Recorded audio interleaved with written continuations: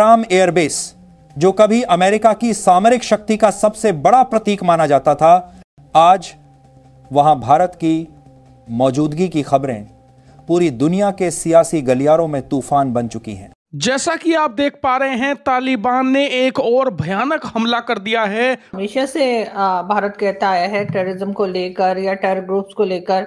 अब अगर आप कहते हैं कि भारत इन टेररिस्ट टिले बने हैं और उधर रेंजर्स खौफ से छुपे हुए हैं। दोस्तों, अफगानिस्तान के आसमान में इन दिनों कुछ ऐसा घट रहा है जिसने पूरी दुनिया के ताकतवर देशों की नींद उड़ा दी है। अफगानिस्तान में भाई क्या पेला है।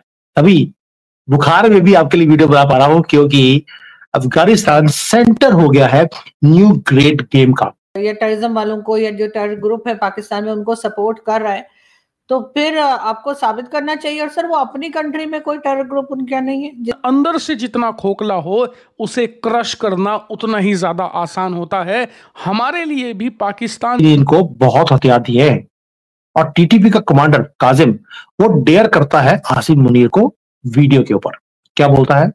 अगर तू मर्द है, मर्द का बल्कि 139 जो है वो तो शकील चौधरी साहब ने भी कई बार बताया, आपको गूगल करके भी मिल जाएगा, वो ग्रुप्स हैं। तो सर, भारत ऐसा कैसे कर रहा है कि सारे ग्रुप्स हमारे ही पाल रहा है अपने?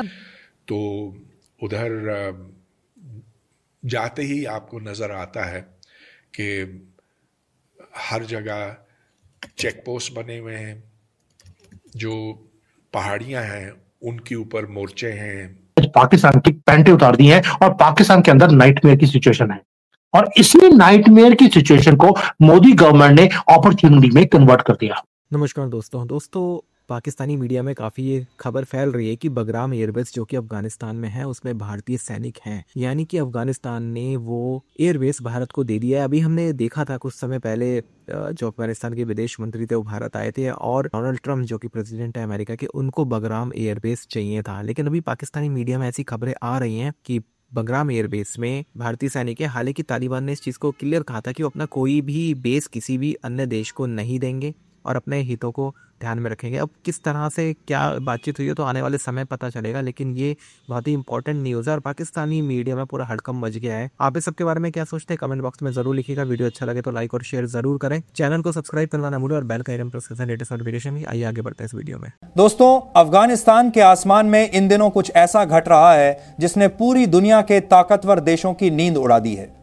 वो जगह जहां कभी अमेरिकी फौजों के हेलीकॉप्टर दिन रात गरजते थे, आज वहां एक नई ताकत का परचम लहराने लगा है और वो ताकत है भारत। जी हां, आपने सही सुना।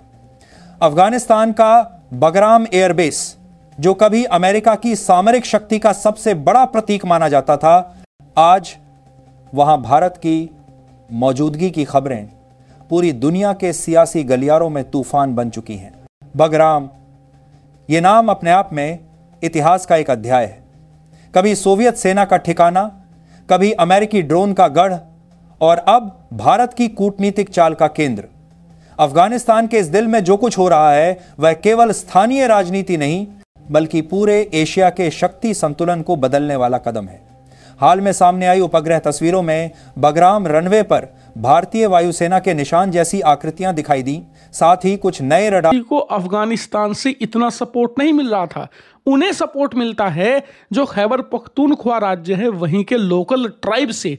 लेकिन अब पाकिस्तान की सेना ने ब्लंडर यह कर दिया है कि अफगानिस्तान वाले तालिबान पर हमला करके मजबूर कर दिया है अफगान तालिबान को कि वो भी टीटीपी को अब सपोर्ट करे। यानी कि एक हमला करके पाकिस्तानी सेना ने टीटीपी की ताकत को डबल कर दिया है। एक लोकल ट्राइब का सपोर्ट, दूसरा अफगान तालिबान का सपोर्ट।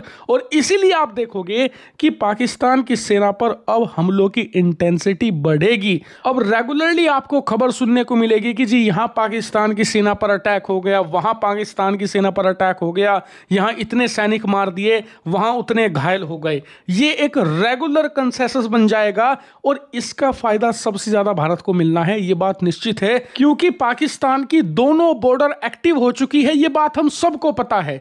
इधर से भारत जबरदस्त प्रेशर बना रहा है, ऑपरेशन सिंदूर 2 कभी भी हो सकता है। है, उधर से अफगान तालिबान प्रेशर बना रहा है, लगातार हमला कर रहा है। लेकिन जो सबसे बड़ा फायदा हमें मिलेगा वो है कि टीटीपी को जितना ज़्यादा सपोर्ट करेगा अफगान तालिबान, उतना ही ज़्यादा पाकिस्तान में गृह युद्ध के चांस बढ़ेंगे। पाकिस्तान के अंदर अनसर्टेनिटी और अनरेस्ट उतना ही ज़्यादा बढ़ेगा। और चाणक्य नीति भी कहती है कि दुश्मन अंदर से जितना खोखला हो, उसे क्रश करना उतना ही ज़्यादा आसान होता है। हमारे लिए भी पाकिस्तान जितना ज़्यादा अंदर से खोखला हो, उतना आसान होगा उसे क्रश करना और अपनी जो खोई हुई ज़मीन है, खोई हुई अपनी इज्जत है, उसे वापस लेना, यानी कि पीओके और अन्य पाकिस्तान के उपजाऊ इलाके। हमेशा से भारत कहता आया है टेररिज्म को लेकर या टेरर ग्रुप्स को लेकर। अब अगर आप कहते हैं कि भारत इन टेररिज्म वालों को या जो टेरर ग्रुप है पाकिस्तान में उनको सपोर्ट कर रहा है, तो फिर आपको साबित करना चाहिए। और सर वो अपनी कंट्री में कोई टेरर ग्रुप उनका नहीं है जिसको हम पॉइंट आउट कर सकें। जैसे वो कहते हैं ना, लश्कर है, टीएलपी है, टीटीपी है, कई दूसरे ग्रुप है, हाफिज सईद, मसूद अजहर वगैरह बहुत सारे।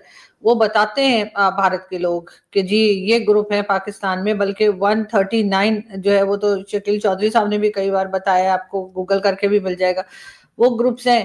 तो सर भारत ऐसा कैसे कर रहा है कि सारे ग्रुप हमारे ही पाल रहा है, अपने यहाँ कोई नहीं पाला उन्होंने? उनके यहाँ तो आप एक ग्रुप भी नहीं बता पाते अभी कि जो कि टेरर ग्रुप हो, जिसको वो ट्रेनिंग दे रहे हो, कुछ कर रहे हो। जरूरी नहीं है कि ग्रुप्स की सपोर्ट करने के लिए ग्रुप आपके यहाँ मौजूद होने चाहिए।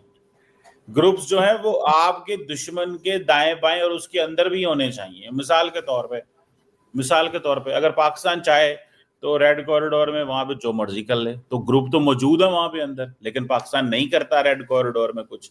या नेक्सल मूवमेंट वहां चल रही है, या वहां पे बाकी जगहों के ऊपर जो मसले मसाइल हैं, वो उसको बहुत कुछ किया जा सकता है। तो वो तो अंदर ग्रुप जो मौजूद है, जिनको इंडिया ने ही दहशतगर्द ग्रुप करार दिया हुआ है।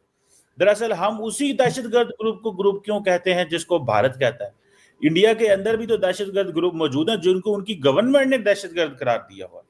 आप अभी गूगल करें कि कितने दहशतगर्द ग्रुप इंडिया के अंदर हैं जिनको इंडियन गवर्नमेंट ने दहशतगर्द करार दिया हुआ है। आपके सामने पूरी लिस्ट आ जाएगी।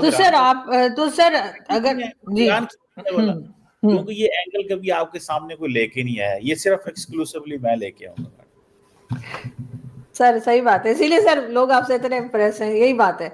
लेकिन सर मुझे ये बताइए ना कि फिर अगर चाहे वो डॉक्टर जयशंकर हो, और वैसे मेरे बड़े फेवरेट फॉरेन मिनिस्टर रहे, और चाहे कोई भी हो भारत से, अगर वो इस तरह की बातें हमारे बारे में अभी भी है मेरा मतलब अभी भी है। ऑपरेशन सिंदूर में कुछ गलतियां हुई हैं, इसका मतलब ये नहीं है कि वो साबिक हो गए हैं। इज नॉट अ फॉर्मर, नहीं मैंने कहा कि वो है, बिल्कुल है, वो अभी भी हैं, नहीं बिल्कुल हैं। और आई विश के वो रहे, बहुत अच्छे फॉरेन मिनिस्टर हैं। और जब वो एससीओ की मीटिंग में आए थे तो सर जो लिस्ट थी जिसमें जिन लोगों से उन्होंने मिलना था पाकिस्तान में, जिन मीडिया के लोगों से, उनमें मेरा नाम भी था, लेकिन बस आपने सर कुछ बीच में साजिश की। वो लिस्ट में आपका नाम होने की वजह से वो किसी से नहीं मिले।